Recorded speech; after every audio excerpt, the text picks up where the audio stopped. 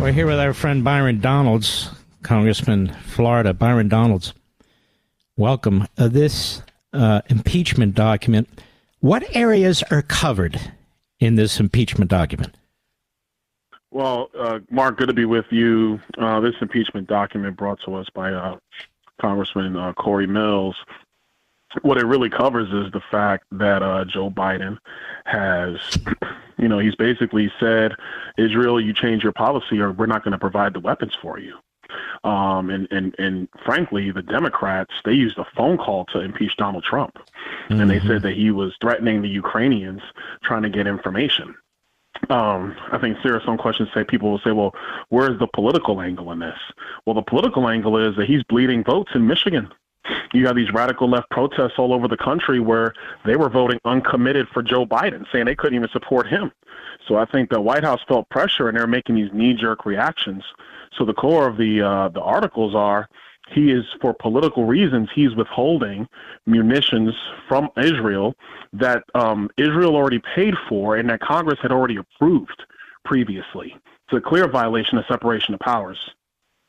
Mm-hmm.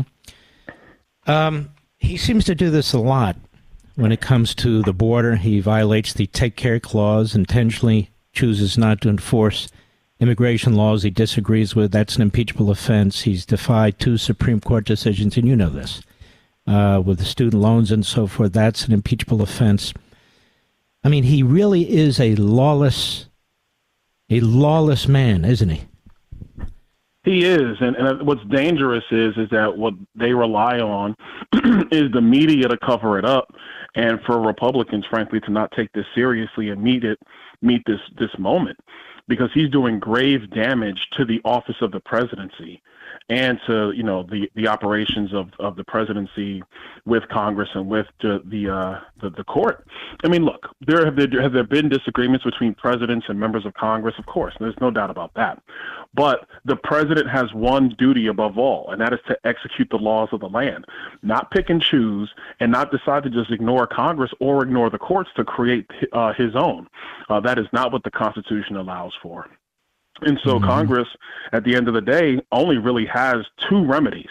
The first remedy is we just withhold funds from the executive for whatever the item might be. The bigger one is obviously impeachment. Now, I love when people say, well, do you have the votes? Do you have this or that? Isn't it a matter of going out and getting them, persuading the American people and so forth? It's a difficult process. It's meant to be. So when people say, well, do you have the votes? The goal is to try and go out and get the votes, right? 100%. And I think a part of it is you make the case to the American people. I think if you talk to people, Republicans, Democrats, Independents, across the board, they're looking at this action. Their first question is, what is Joe Biden doing? Whose side is this guy on? That's the first question. The second question is, well, did Congress actually tell the executive branch we approve of these munitions and these weapons systems to be given to Israel, to be sold to Israel, frankly, Mark? The answer is yes. So then the president has a responsibility to then execute that order. He doesn't get to pick and choose when he wants to follow the federal law and when he doesn't want to follow federal law. He doesn't get to choose when he wants to spend the dollars Congress appropriated and when he doesn't want to spend the dollars that Congress appropriated. Yeah, it's an amazing thing, his hatred for the state of Israel. I mean, we allow him to play footsie, I'm a Zionist. He goes to the Holocaust Museum while he's cutting off aid to Israel. No, if you want to allow Israel to defend itself by destroying Hamas, this is an outrage. How do you love Israel if you don't allow Israel to destroy its enemies? Mark, great question. My opinion, he does not. And it's not just him. It's a lot of the radicals that are in this administration. It's Tony Blinken, the guy who's the worst Secretary of State the country's ever seen. This guy's a disaster. And so you have those 2 knuckleheads are the ones setting foreign policy for the United States. It's no wonder that the world is ablaze. It's no wonder that Israel finds itself dealing with one of the worst atrocities that ever faced the country, and in a very serious geopolitical situation with, Hamas to the south, Hezbollah to the north, and the Iranian saber rattling in the region. It's no wonder that the Chinese are basically looking at this and saying, this guy's weak. We would love to have another 4 years with this guy, because if you leave Joe Biden in charge, America, the Chinese will dominate the globe by the end of his second term. I've seen enough, Mark. I have no doubts in the last statement that I just made. Byron Donalds, I noticed that this administration doesn't even consult with Congress. It does things behind Congress's back, whether it's withholding weapons, whether it's moving tens of billions of dollars into the pockets of the regime in Iran, and they, in turn, into these terrorist organizations. They've completely obliterated our relationship with the state of Israel. They're building relationships with terrorist regimes. Do they come to Congress? Do they explain these things? Do they tell you what their foreign policy is, or they just do it? No, they just do it. They don't explain anything to Congress. Congress basically finds out when the news media tells us or somebody leaks. That's when we find out about this kind of stuff. And so what's really disheartening is you have this administration. They'll come hat in hand begging for money. They want money for this.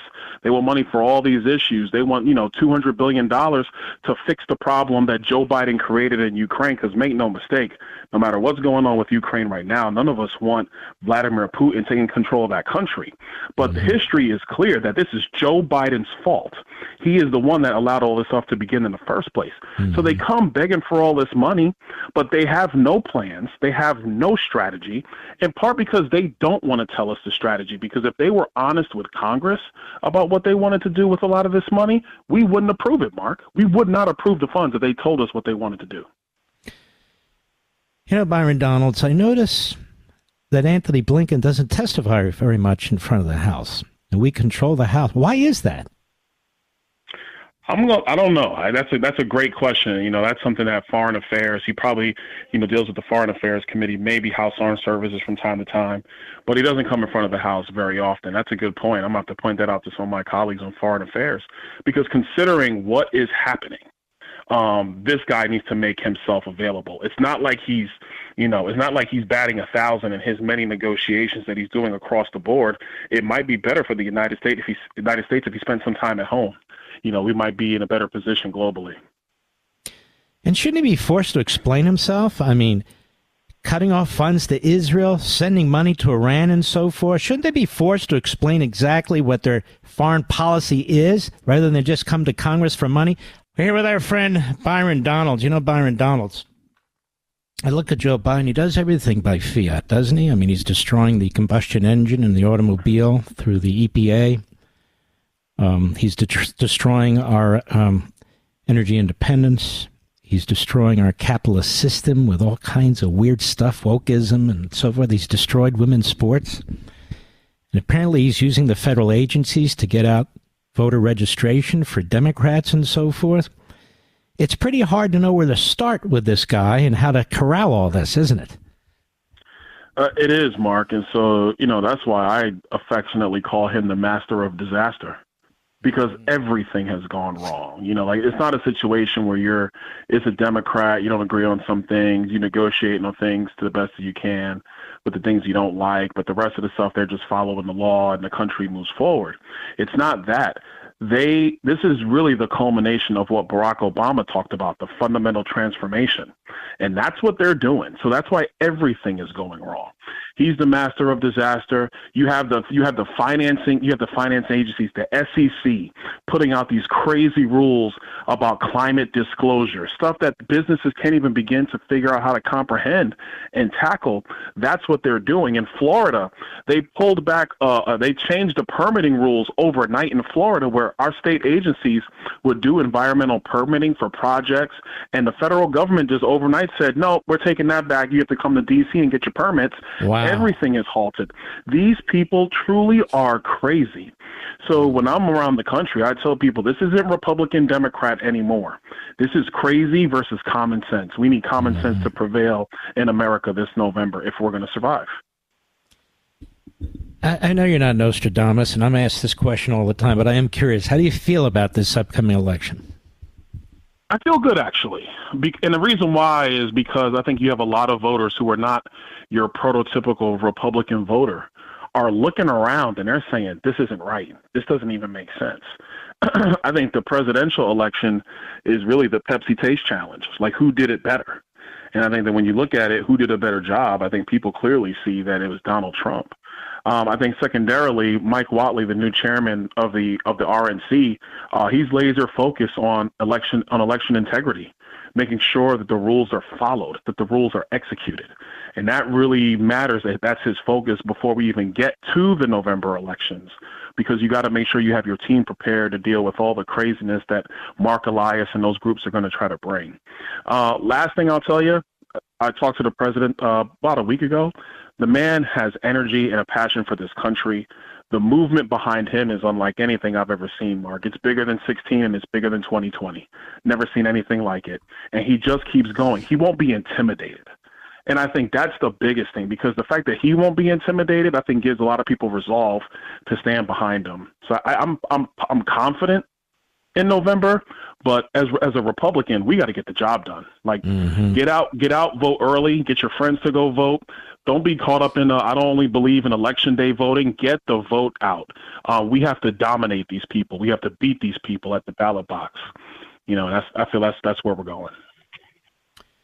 Your district was hit pretty hard by the hurricane last season. How's it doing now?